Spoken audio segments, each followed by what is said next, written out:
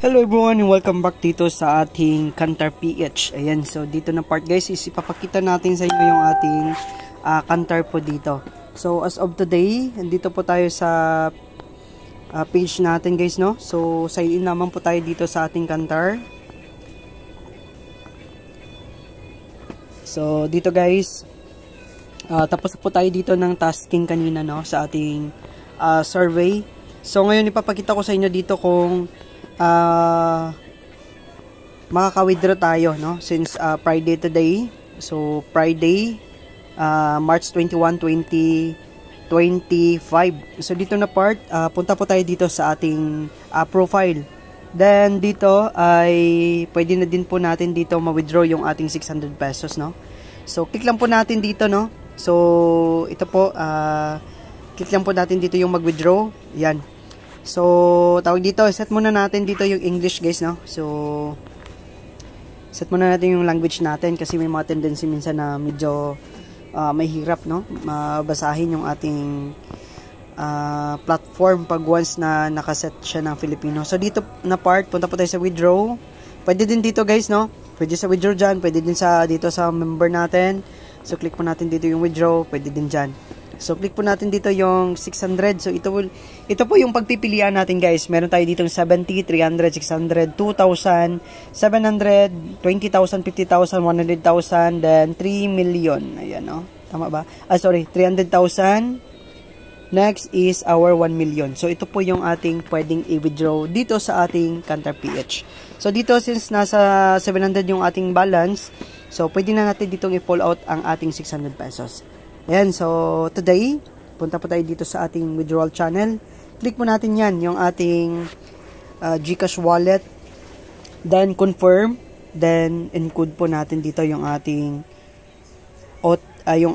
payment password. Ayan, that will be our payment password. So as of today, yung success na po yung ating withdrawal. So hintayin naman po natin ng ilang minuto bago mag-success yung ating or bago magdating yung ating na-request na withdrawal dito sa ating GCash fund. Ayan, so screenshot po natin to, yung ating request for our withdrawal. Then, i-send po natin to sa ating mga prospect guys or sa ating mga invite.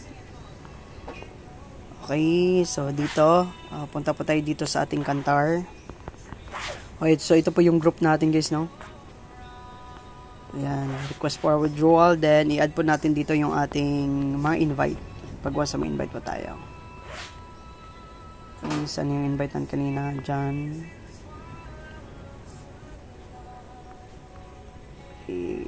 Hanapin natin yung kachat natin kanina. So, Johnston. So, ito po yung i-add natin dito. Kasi, ayan, 40. So, yan po yung ating mga ginagawa dito guys, no? Then, PM natin siya na kita sa observe.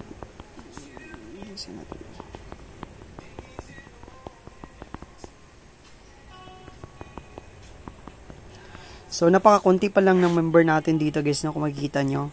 Yung may mga tawag dito, yung may mga kwan dito guys, yung mga member dito na out of ilan tayo dito sa ating group, no? So meron po tayo ditong yan lang kakonti guys. Then yung iba dito is wala pa pong account. Ayan, so kung gusto niyo mag-join dito, PM niyo lamang po ako dito sa Facebook natin guys. So yan po yung Facebook natin. Ayan, so PM niyo lamang po ako dyan. And of course dito po sa ating WhatsApp, may mga group din po tayo dito official. So ma-add lamang po dito yung ating mga members guys sa Kantar natin pag once na meron po kayo ditong machines, no? So kung may mga machine na kayo dito guys, pwede nyo na po ditong i-add.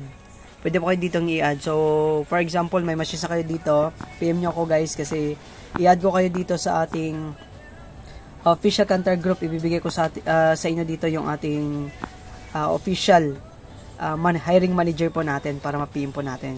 Ayan, so nag-withdraw na po dito yung mga kasama natin, no? Ayan, March 21, 2025. Ayan, matagumpay na po yung nakamark dyan sa kanilang request. Ang bilis po ng mga withdrawal today. Ayan, so punta pa tayo dito sa pinaka current withdrawal. Ayan, so PM po tayo dito, no?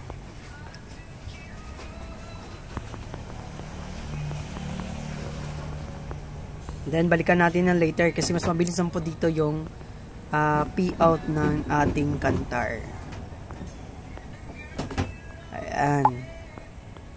From our investment guys na 1,200, yan na yung total withdrawal natin. 600, 600, 600, 300, 300, diba? Ang laki ng withdrawal natin dito kung tutuusin lang. Ayan, kung gusto nyo mag-join dito guys, PM nyo lamang po ako sa link natin. Andyan po yung sa description box ng ating Facebook. Hintayin ko kayo guys and happy earnings everyone and bye for now.